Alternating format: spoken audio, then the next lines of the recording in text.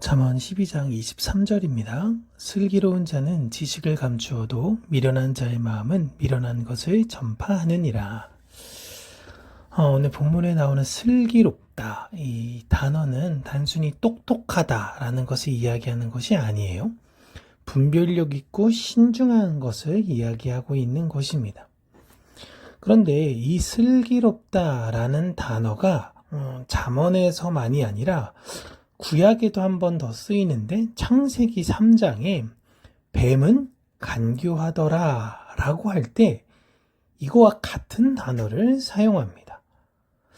그러니까 오늘 본문에서는 슬기로운 사람이 되라고 하고 있지요. 그렇다면 하나님께서는 지금은 잠언을 통하여 하나님의 백성들을 창세기에 에덴 동산에 있었던 뱀처럼 되라고 말씀하신 것 같아요.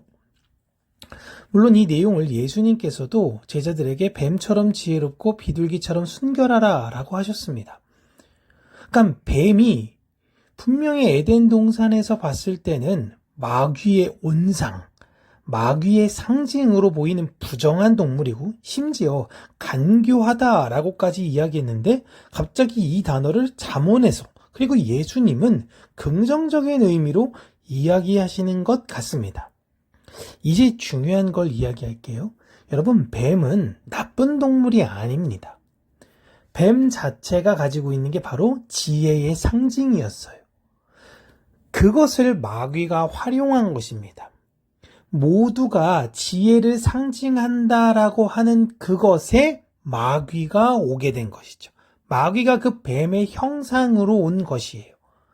그래서 신약 성경에는 이거를 광명한 천사라고 이야기하기도 합니다.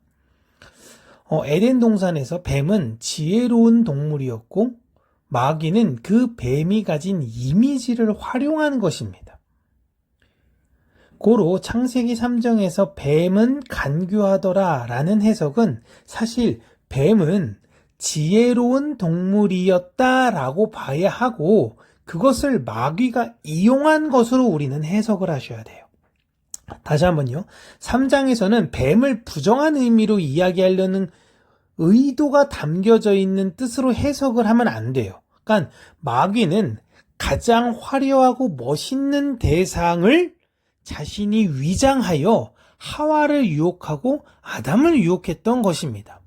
뱀이 잘못된 게 아니에요. 그래서 예수님도 뱀처럼 지혜로워야 하는 것은 당시의 사람들이 가진 지혜의 상징인 뱀을 인용한 것이에요. 하나님의 백성들이 이 세상을 어떻게 살아가야 되느냐? 정말 지혜롭게 살아야 하는 것이고 정말 순결하게 살아야 한다라는 것을 예수님께서 요구하신 것입니다.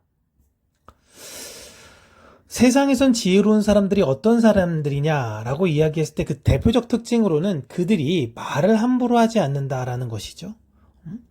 생각이 많아도 그 생각들을 다 이야기하지 않으며 절제하고 인내하는 모습을 오늘 인용하면서 하나님 백성들도 이 세상을 슬기롭게 살아야 하는데 그 슬기로운 방법은 도대체 무엇이냐? 뒤에 미련하지 않게 사는 것이라는 이야기를 하는 거예요.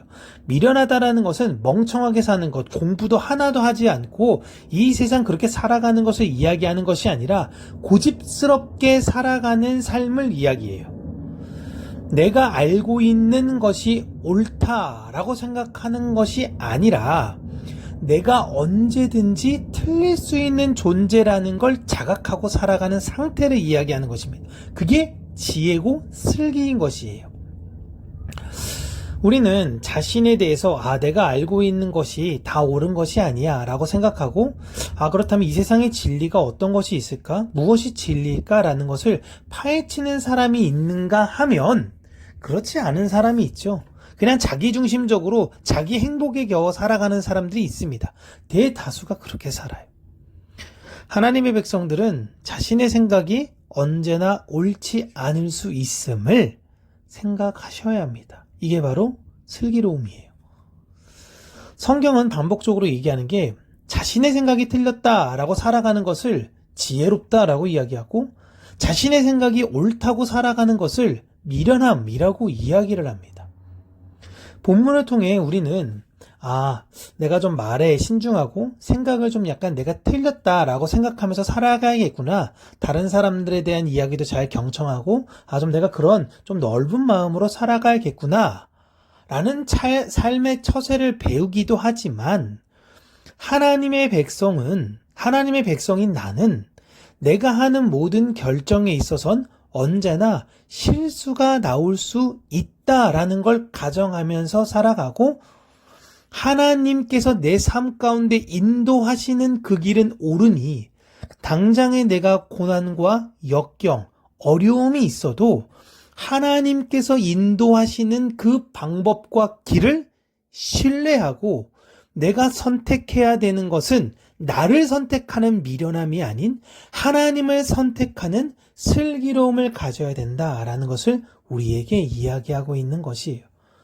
우리는 오늘도 다시금 이 잠언 말씀을 통해서 내가 이 세상에서 무엇을 바라보고 어떠한 유익에 따라 살고 있는가라는 것을 고민하시면서 하나님께서 우리에게 주어진 이 인생 안에서 하나님의 뜻이 무엇인지를 발견하고 하나님께서 원하시고자 하는 그 길을 순종으로 걸어가는 지혜를 가진 저와 여러분들 되시길 주님의 이름으로 축복합니다.